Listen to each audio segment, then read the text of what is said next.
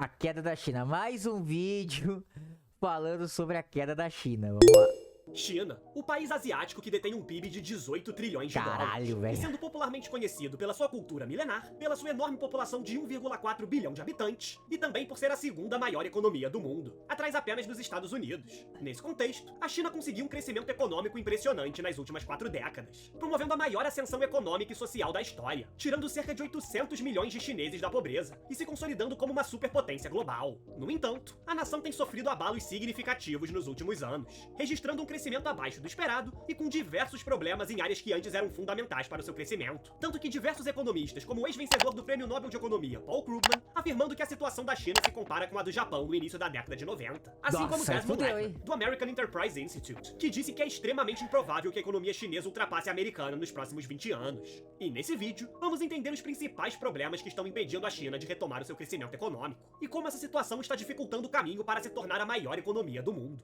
Nesse sentido, para entendermos os problemas por trás do baixo crescimento econômico da China, é necessário primeiro compreender como a China se tornou uma economia tão próspera, tornando-se a grande fábrica do mundo e sendo responsável por 30% da produção industrial do planeta. Para isso, é preciso retornarmos aos anos 70, visto que essa época foi crucial para trilhar as principais reformas que projetaram na China décadas de um crescimento econômico invejável. Diante disso, o grande responsável por formular o modelo econômico do país foi Deng Xiaoping, que esteve à frente do governo entre os anos de 1978 e 1992.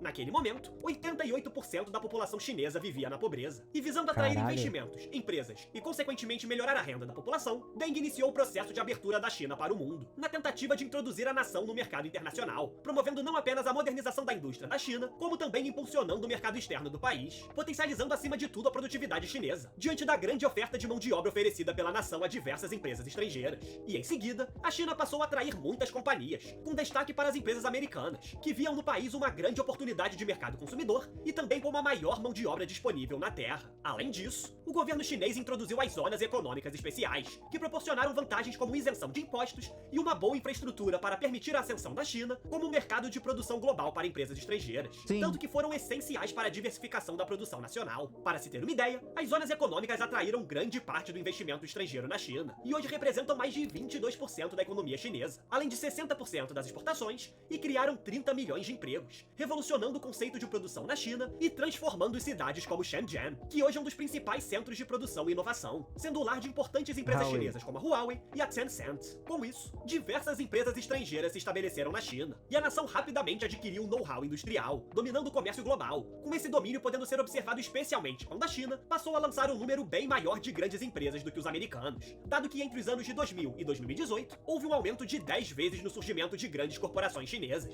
com grande parte desse crescimento sendo motivado por fatores como a entrada da China na Organização Mundial do Comércio em 2001, algo fundamental por impulsionar o comércio chinês diante de vantagens oferecidas pela organização, que acabaram consolidando a posição do país no comércio internacional, dando ainda mais confiança aos investidores, que passaram a investir com mais intensidade na China, tanto que em 2009 os investimentos estrangeiros na nação ultrapassaram mais de 100 bilhões de dólares. Sem contar que nos primeiros 10 anos após se tornar membro da OMC, a China teve um aumento de 6 vezes no número de exportações, que em 2010 atingiram mais de 1,5 trilhão de dólares, consolidando a nação no mesmo ano como a segunda maior potência econômica mundial, atrás apenas dos Estados Unidos. Do mesmo modo, um dos motivos que explicam o aumento das exportações chinesas e a quantidade de receitas cada vez maiores é o grande número de multinacionais chinesas, que se tornaram muito importantes na expansão da influência chinesa por todo o planeta, tendo em vista que grandes empresas como Alibaba, Tencent e Huawei somadas garantem à China o acesso ao mercado interno de mais de 190 países e regiões por toda a Terra. Além disso, o governo chinês também tem aproveitado principalmente o seu sucesso econômico para investir em grandes projetos de infraestrutura, especialmente na Ásia, África e na América Latina, na tentativa de expandir o seu soft power a fim de consolidar-se como uma superpotência mundial, com parte dessa expansão podendo ser observada no crescente comércio com esses países, uma vez que o comércio entre os chineses e os latino-americanos chegou a crescer 11% no ano passado. Já na África e na Ásia, o governo chinês vem ampliando os fluxos de investimentos e empréstimos, tanto que em 2018, o presidente chinês Xi Jinping havia anunciado que iria transferir mais de 60 bilhões de dólares para países africanos, e futuramente a China pretende aumentar ainda mais os repasses para essas regiões, tendo em vista que a iniciativa Belt and Road, projeto que pretende unificar o comércio asiático e o africano, consolidará ao mesmo tempo o poder e a influência da China ao redor do mundo. Sendo assim, surge a pergunta de por que não é mais possível a China se tornar a maior economia do planeta.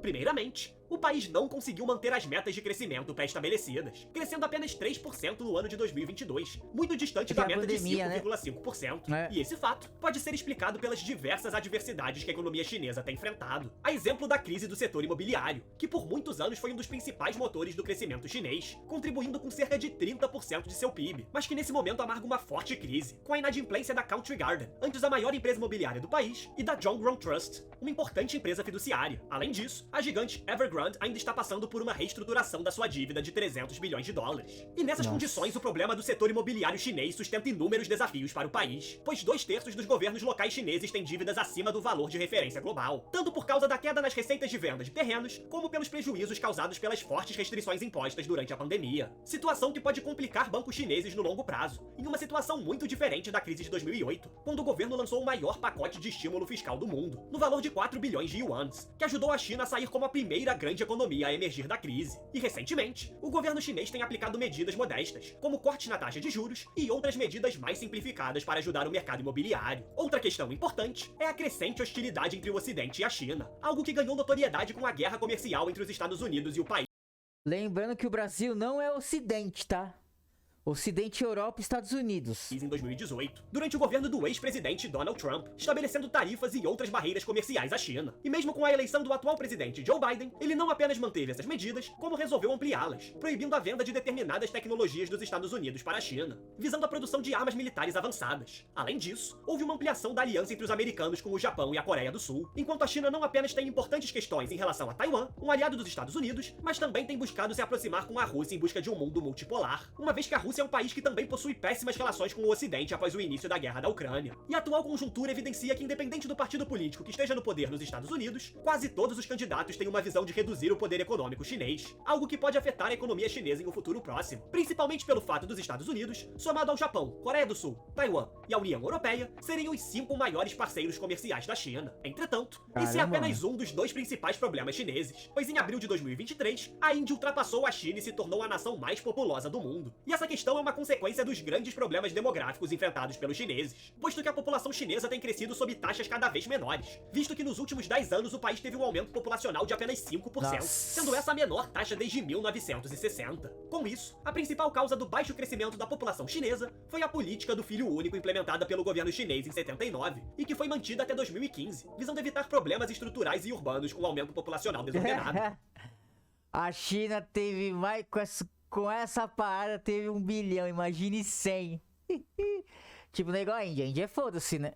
Mas é pelo jeito, é o que faz a nação ser grande, é ter gente, né? Estabelecendo o limite de 1 filho para casais urbanos. Em meados da década de 80, essa política foi flexibilizada, permitindo que as minorias étnicas e as famílias rurais tivessem 2 filhos caso o primeiro fosse uma menina. Contudo, o maior problema dessa medida é que, como a sociedade chinesa ainda mantém o conceito cultural de que os homens possuem a responsabilidade financeira e devem cumprir a função de prover para a família, foi criada uma sociedade que prefere ter filhos homens do que mulheres, devido à limitação imposta pelo governo. E esse fato fica evidenciado ao vermos que em 1979, a diferença entre homens e mulheres era de 17,6 milhões a mais de homens do que mulheres. Mas em 2015, quando houve a abolição dessa lei, a diferença tinha crescido para 32 milhões e meio a mais de homens do que mulheres. E mesmo com o fim dessa política, o crescente custo de vida tem afastado a ideia da população de ter filhos, com a taxa de natalidade chinesa atingindo a mínima histórica de apenas 1,09 no ano passado, a pior da história do país e mais baixa do que a do Japão, um país notoriamente conhecido pelo envelhecimento da sua sociedade. E o atual cenário indica que a população chinesa irá diminuir em mais de 100 milhões de pessoas até 2050, e até o fim do século pode chegar a menos de 800 milhões. Logo, anteriormente, se a China foi muito beneficiada pela sua força de trabalho jovem, que foi um dos principais fatores para o seu desenvolvimento, agora a nação enfrenta uma grave crise demográfica que ameaça o seu futuro, com o rápido envelhecimento da sua sociedade e menos pessoas nascendo, algo que deve impactar futuramente o seu crescimento econômico, com o declínio na oferta de mão de obra e do consumo. Ademais, o problema demográfico tende a se acentuar com o crescente desemprego entre jovens de 16 a 24 anos que vivem em áreas urbanas, que atingiu 21% em junho de 2023, atingindo o dobro dessa taxa em relação a 2019. E as duras medidas contra o Covid aumentaram a incerteza entre as empresas chinesas, o que levou à interrupção da educação de estudantes e à dificuldade em conseguir estágios que potencialmente levariam a ofertas de emprego. Para efeitos de comparação com as 4 maiores economias do mundo, por mais que o governo chinês não divulgue a taxa de desemprego rural, essa taxa de desemprego entre jovens é alta se comparada a 8,6% dos Estados Unidos, e ainda mais grave quando comparada a 5,9% da Alemanha e 4,2% do Japão. E esse fato acaba implicando diretamente diretamente na taxa de natalidade do país, à medida que se torna cada vez mais difícil para a população jovem alcançar a estabilidade financeira e formar uma família. Portanto, a China conseguiu um incrível crescimento econômico nas últimas 4 décadas. Foi cagada, Mas recentemente a nação vem falhando em manter o padrão alcançado no passado, com diversos problemas ampliando a sua crise econômica e ameaçando a expectativa de se tornar a maior economia global. Diante dessa situação, é essencial que o governo chinês busque investir em reformas estruturais, a fim de ampliar o mercado de trabalho e diversificar ainda mais a sua economia, para futuramente gerar mais empregos e, consequentemente, aumentar a renda de sua população. Muito obrigado a você que chegou até aqui.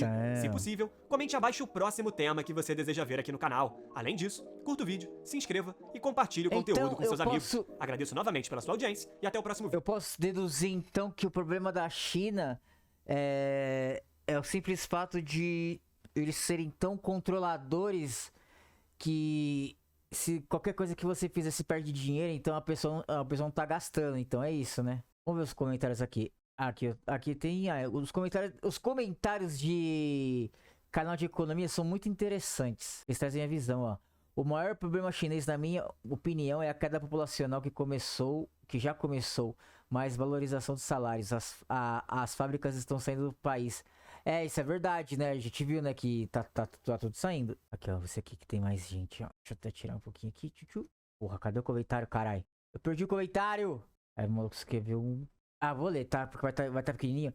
Tudo indica que isso que vai acontecer por conta da guerra e da pandemia. Essa ultrapassagem tomou um atraso, mas vai rolar. Mas pior que a China está ultrapassando o ZEUA é a deteriorização do Ocidente. Só no lado humano, as tecnologias digitais sugando nosso cérebro. Isso acho que era um comentário interessante, mas não é. Um bom vídeo. Se curtiu, se inscreva no canal e deixe um like com comentário. Até mais!